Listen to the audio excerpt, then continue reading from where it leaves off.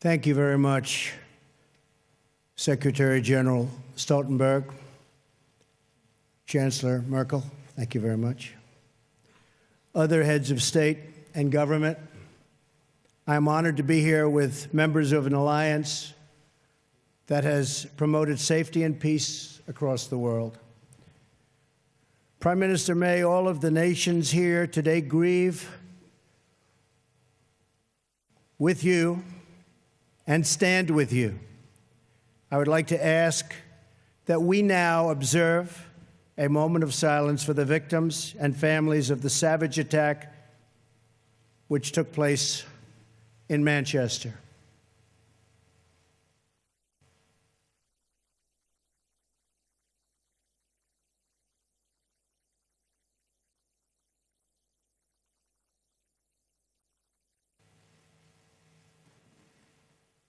Thank you. Terrible thing. This ceremony is a day for both remembrance and resolve. We remember and mourn those nearly 3,000 innocent people who were brutally murdered by terrorists on September 11th, 2001. Our NATO allies responded swiftly and decisively, invoking for the first time in its history the Article 5 collective defense commitments. The recent attack on Manchester in the United Kingdom demonstrates the depths of the evil we face with terrorism. Innocent little girls and so many others were horribly murdered and badly injured while attending a concert, beautiful lives with so much great potential, torn from their families forever and ever. It was a barbaric and vicious attack upon our civilization. All people who cherish life must unite in finding, exposing, and removing these killers and extremists. And yes, losers. They are losers. Wherever they exist in our societies, we must drive them out and never, ever let them back in. This call for driving out terrorism is a message I took to a historic gathering of Arab and Muslim leaders across the region, hosted by Saudi Arabia. There I spent much time with King Solomon, a wise man who wants to see things get much better rapidly. The leaders of the Middle East have agreed at this unprecedented meeting to stop funding the radical ideology that leads to this horrible terrorism all over the globe. My travels and meetings have given me renewed hope that nations of many faiths can unite to defeat terrorism, a common threat to all of humanity. Terrorism must be stopped in its tracks, or the horror you saw in Manchester and so many other places will continue forever. You have thousands and thousands of people pouring into our various countries and spreading throughout. And in many cases, we have no idea who they are. We must be tough, we must be strong, and we must be vigilant. The NATO of the future must include a great focus on terrorism and immigration, as well as threats from Russia and on NATO's eastern and southern borders.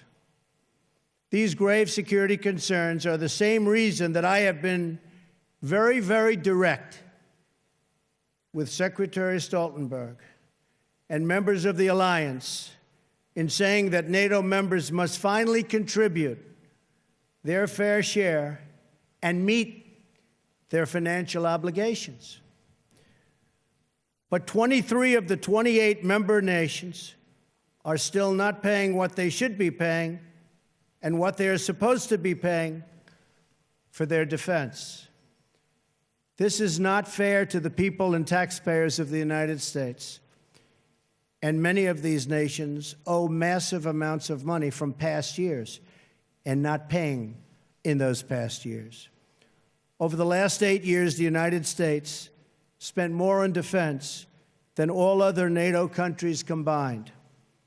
If all NATO members had spent just 2% of their GDP on defense last year, we would have had another $119 billion for our collective defense and for the financing of additional NATO reserves.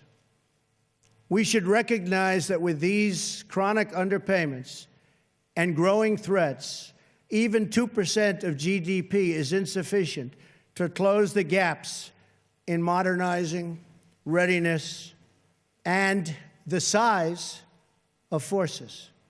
We have to make up for the many years lost. 2% is the bare minimum for confronting today's very real and very vicious threats. If NATO countries made their full and complete contributions, then NATO would be even stronger than it is today, especially from the threat of terrorism. I want to extend my appreciation to the 9/11 Memorial and Museum in New York for contributing this remnant of the North Tower, as well as to Chancellor Merkel and the German people for donating this portion of the Berlin Wall.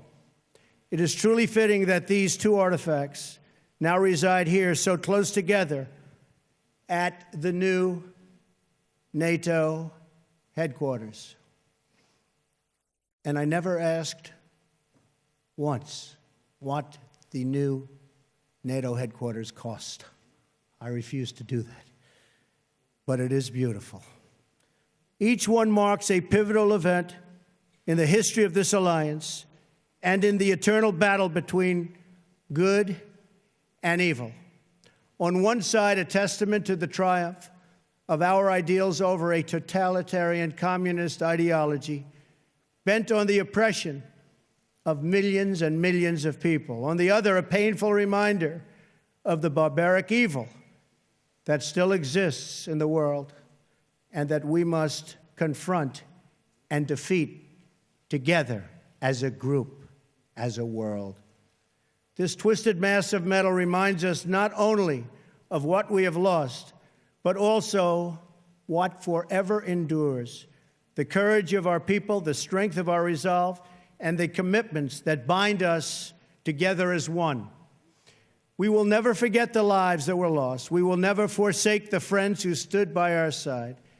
And we will never waver in our determination to defeat terrorism and to achieve lasting security, prosperity, and peace. Thank you very much. It's a great honor to be here. Thank you. Thank you. Thank you.